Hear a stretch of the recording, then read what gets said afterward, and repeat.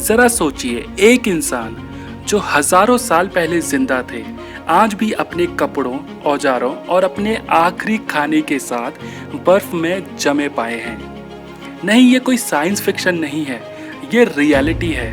ऐसे frozen bodies दुनिया के अलग अलग कॉर्नर्स में मिल चुकी है और उनके पीछे के फैक्ट्स इतने शॉकिंग है कि आप हैरान रह जाओगे। Welcome to Tech B Fact B, जहां हर दिन मिलते हैं आपको धमाकेदार, इंटरेस्टिंग और रियल फैक्ट्स। आज हम बात करेंगे ऐसे लोगों की जो कहानियों का हिस्सा नहीं, रियल लाइफ में बर्फ के नीचे मिले हैं। उनकी बॉडीज, उनकी हिस्ट्री, सब कुछ प्रिजर्व्ड है। सबसे पहला नाम आता है ओट्सी द आइसमैन का। 1991 में एक कपल इटालियन एल्प्स में हाइक कर रहे थे जब उन्होंने एक अजीब सी बॉडी बर्फ के अंदर देखी। पहले लगा कोई रीसेंट डेथ है, लेकिन जब साइंटिस्टों ने देखा पता चला ये बॉडी 5300 साल पुरानी है। ओट्सी के साथ उसके कपड़े, उसके औजार और एक आधा खाया हुआ खाना भी मिला। उसके डीएनए टेस्ट हुआ और आज भी रिसर्चर्स उसके जीन्स और लाइफस्टाइल पे स्टडी कर रहे हैं। अगला केस है इनका मेडन का।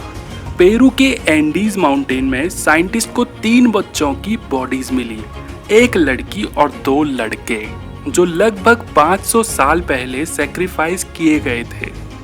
सबसे शॉकिंग बात यह है, जब उनकी मम्मी स्कैन की गई तो उस लड़की के लंग्स में इन्फेक्शन मिला, जैसे उसकी डेथ के टाइम वो बीमार थी। उनके फेस को देखकर लगता है जैसे अभी भी वो बच्चे सो रहे हों। अब बात करते हैं जॉन टॉरिंगटन की। 1845 में फ्रैंकलिन एक्सपीडिशन आर्कटिक एक्सप्लोर करने गई। टेम्परेचर्स एक्सट्रीम थे और कई लोग बर्फ में मारे गए थे। 1980s में जब उनकी बॉडी मिली, वो इतनी प्रिजर्व थी कि उनकी आंखें पूरी तरह से विजिबल थी, पूरा फेस इंटैक्ट था। लोग कह रहे थे ये तो अभी उठ के बोल दे यार। उसकी डेथ हाइपोथर्मिया और लेड पॉइजनिंग से हुई थी और बॉडी ने 140 साल बाद भी गिव अप नहीं किया था।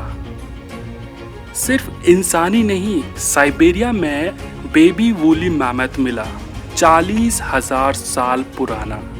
उसके बाल, आंखें और यहाँ तक कि जो उसके इंटरनल ऑर्गन्स थे वो पूरी तरह से सेफ थे। कुछ माइक्रोब्स ऐसे होते हैं जो बर्फ में हजारों साल तक सरवाइव करते हैं और जब कंडीशंस ठीक होती है वो वापस एक्टिव हो जाते हैं, यानी कि वो वापस से जिंदा हो जाते हैं। आज के मॉडर्न वर्ल्ड में भी लोग खुद को फ्रीज करवा रहे हैं। इसे कहते हैं क्रायोनिक्स।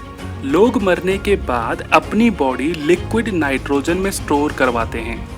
उम्मीद ये होती है कि फ्यूचर में उन्हें रिवाइव किया जा सके। वॉल्ट डिज्नी के बारे में आपने सुना होगा। वॉल्ट डिज्नी में एक अर्बन लेजेंड है, उनका हेड क्रायोजेनिकली फ्रोजन है और ये अभी तक कंफर्म नहीं हुआ है, पर ये उड़ती उड़ती खबर है।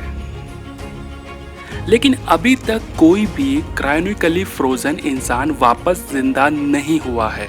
प्रोसेस एक्सपेरिमेंटल है और साइंटिस्ट कह रहे हैं कि ब्रेन सेल्स फ्रीज होने के बाद मोस्टली डैमेज हो जाते हैं। तो क्या ये फ्यूचर की कोई चाबी है या सिर्फ एक साइंस-फाई ड्रीम है? ये तो खैर टाइम ही बताएगा।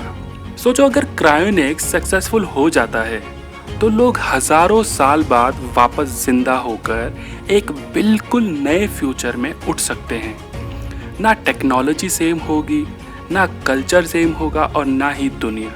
अब आप बताओ, अगर आपको मौका मिले कि आपने आपको फ्रीज करवा सको फ्यूचर के लिए, तो क्या ये आप करोगे?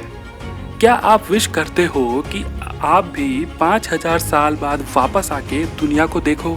कमेंट सेक्शन में ज़रूर लिखना, मैं सबके रिस्पॉन्सेज को पढ़ रहा हूँ। ऐसे ही इंटरेस्टिंग और शॉकिंग फैक्ट्स के लिए सब्सक्राइब करो Tech B Fact B, like करो, दोस्तों के साथ शेयर करो और बेल आइकन दबा डालो ताकि हर नए फैक्ट से आप पहले जुड़ पाओ। मिलते हैं नेक्स्ट वीडियो में एक और ठंडे या गर्म सच के साथ।